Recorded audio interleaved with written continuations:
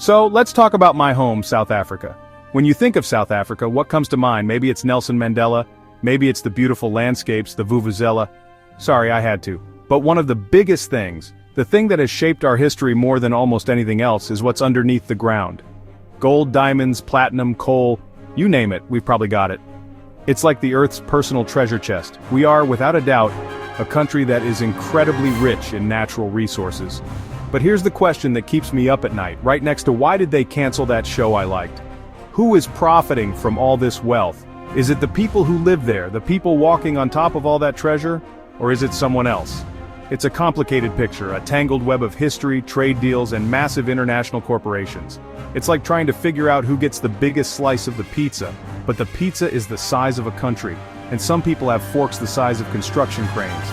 You see, while South Africa is the source, the wealth generated from these resources flows across borders, powering economies and building fortunes thousands of miles away. It's a story that's been going on for centuries, but it's still happening right now, every single day.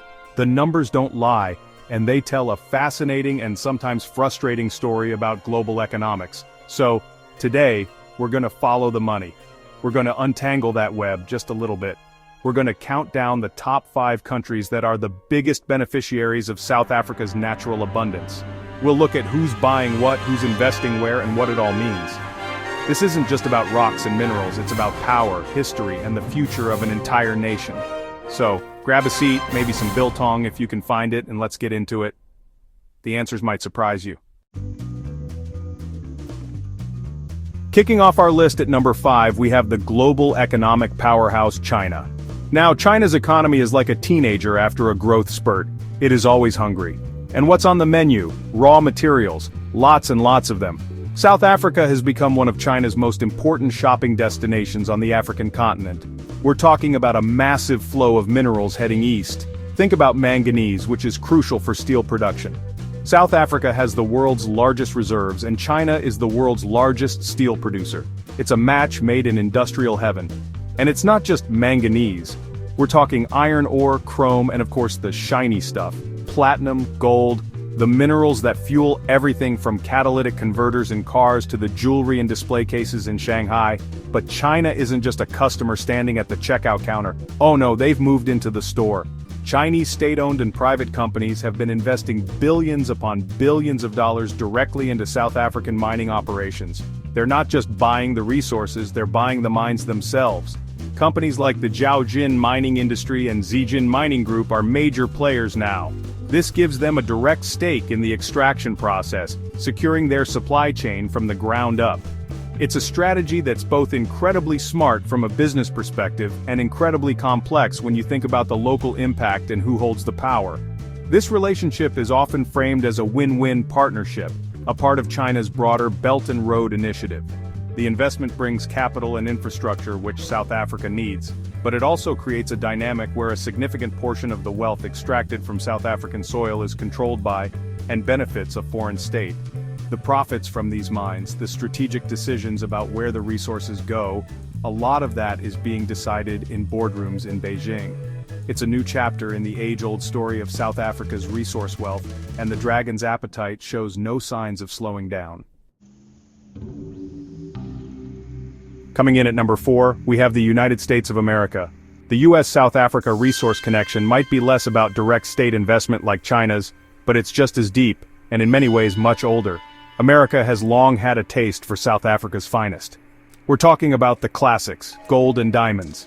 For decades, a significant portion of the gold that ended up in Fort Knox or on Wall Street, and the diamonds that ended up in engagement rings on Fifth Avenue, began their journey in a South African mine. This isn't just a recent trend, it's a foundational part of the global luxury market. The American involvement isn't just as a buyer, though. American corporations have historically been and continue to be big players in the South African mining sector. Think about companies involved in mining equipment, technology, and financing. Caterpillar, for instance. You can't run a massive open-pit mine without their giant trucks and excavators. American financial institutions have also been instrumental in funding mining projects and trading commodities on the global market. So even if the mining company itself isn't American, the ecosystem that supports it often has deep American roots, with profits flowing back to the US through these various channels. And let's not forget platinum group metals. The US automotive industry is a huge consumer of platinum and palladium for catalytic converters, which are essential for meeting emission standards. A significant chunk of that platinum comes from South Africa's Bushveld Igneous Complex, the world's largest reserve. So, every time a car rolls off an assembly line in Detroit, there's a piece of South Africa in it. This creates a strategic dependency. The US needs these metals for its industries to function, making access to South African resources a matter of economic security, and ensuring that American interests remain firmly planted in the region. At number 3, we have the United Kingdom. And if we're talking about who profits from South Africa's resources, you cannot ignore the UK. This relationship isn't just business, it's history. It's deep, it's complicated, and it goes way back. The British Empire basically drew the map of modern South Africa with mining in mind. The discovery of diamonds in Kimberley and gold in Johannesburg in the late 19th century triggered a rush that fundamentally shaped both countries. Figures like Cecil Rhodes built entire empires and fortunes off South African soil, and the structures they created still echo today. Those historical ties have evolved, but they haven't disappeared. London remains a global hub for mining finance and commodities trading. The London Metal Exchange is where the prices for many of the metals extracted in South Africa are set. Major mining houses that dominate the South African landscape, like Anglo American, have their roots and their primary listings in London. So, while the mining happens in South Africa, the major financial decisions, the stock market valuations, and a significant chunk of the shareholder profits are centered thousands of miles away in the city of London. It's a legacy system that has been incredibly effective at channeling wealth outwards, and the connection remains powerful in specific sectors. Take diamonds, for example. The De Beers Company, which for a century controlled almost the entire global diamond market, is intrinsically linked to both South Africa and the UK through its history with Anglo American. And then there's platinum. Companies like Lonmin, before it was acquired, were London listed but operated almost exclusively in South Africa. The profits from mining one of the world's most valuable metals flowed directly to shareholders and investors primarily based in the UK. This isn't ancient history, it's the modern reality of a deeply entrenched economic relationship.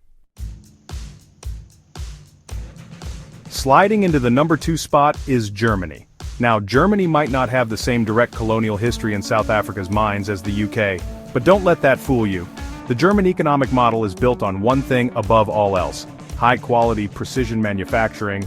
They build some of the best cars, the best machines, the best everything, really. But to build all that stuff, you need a constant, reliable supply of high-quality raw materials. And guess where they turn? That's right. South Africa is a critical supplier for the German industrial engine.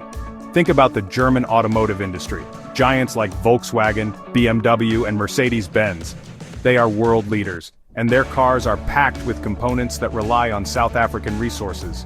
We're back to platinum and palladium for catalytic converters, essential for meeting strict European emission standards. They also need manganese and chrome for the specialty steel used in car bodies and engines. The German Wirtschaftswunder, or economic miracle, and its continued success, is directly linked to its ability to source these materials affordably and reliably. South Africa is, in essence, a foundational pillar of Germany's manufacturing supply chain.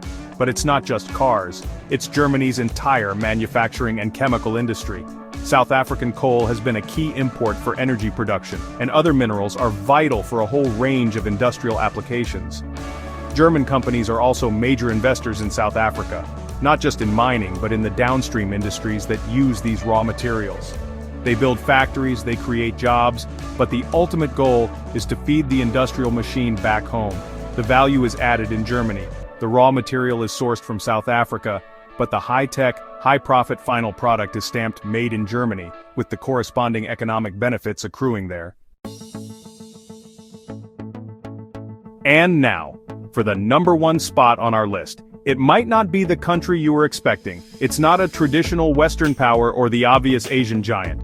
The country that has quietly become one of the most significant beneficiaries of South Africa's resources is India. This relationship has been growing at an incredible pace, driven by India's own rapid economic development and insatiable energy needs. And the number 1 commodity at the heart of this connection is coal.